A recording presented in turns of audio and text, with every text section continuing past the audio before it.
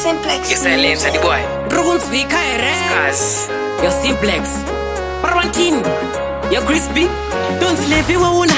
And this phone kwandira ndifenda fona. Ndikuzuona kuti msati mandi ona. Tsandukuda ndera mesi mkosigona kutamba chaiko.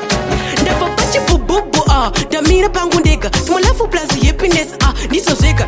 Zvandikuda mazvinzira meka. Kana zvade andidi anodiste kuspa kunakwa. Ini ndrokunzwa kuda kuspa kunakwa. Ndati ndrokunzwa kuda kuspa kusvika ndakunzi spakwi. Kunakwa chaiko kutopura nakwi. Kunakwa ini ndrokunzwa kuda kuspa kunakwa. Ndati ndrokunzwa kuda kuspa kusvika ndakunzi spakwi. Kunakwa chaiko kutokasina ivi handifare.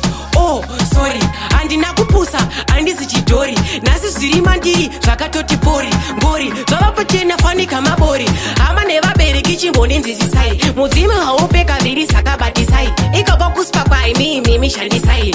Handima ikete saka inimi dadisai. Kuspa kunakwa ini ndrokunzwa kuda kuspa kunakwa. Ndati ndrokunzwa kuda kuspa kusvika ndakunzi spakwi. Kunakwa chaiko kutopura nakwi. Kunakwa ini ndrokunzwa kuda kuspa kunakwa. Ndati ndrokunzwa kuda kuspa kusvika ndakunzi spakwi. Kunakwa chaiko kutopura ndifunga namukusa gindifunge ginde pamafari papo ndati hande kutoita chinamira urikwane pande chifamba nemamonya kuitira zvipande indionei ndakuona kungochinja step kuratidza kufara usabvunze sabva nep kuchema kusuwa ndaita overgap ihappy vanzalevi waona handizifonere kwandira ndife ndafona ndikuzoona kuti msati mandiona zvandikuda nderamesi mkozvigona kutamba chaiko ndabva pachibububu ndamira pangu ndega tumalafu plus happiness ndizozveka zvandikuda mazvinzira meka kana zvade handidi anodiste kuspa kunakwa ini ndinokunzwa kuda kuspa kunakwa ndati ndinokunzwa kuda kuspa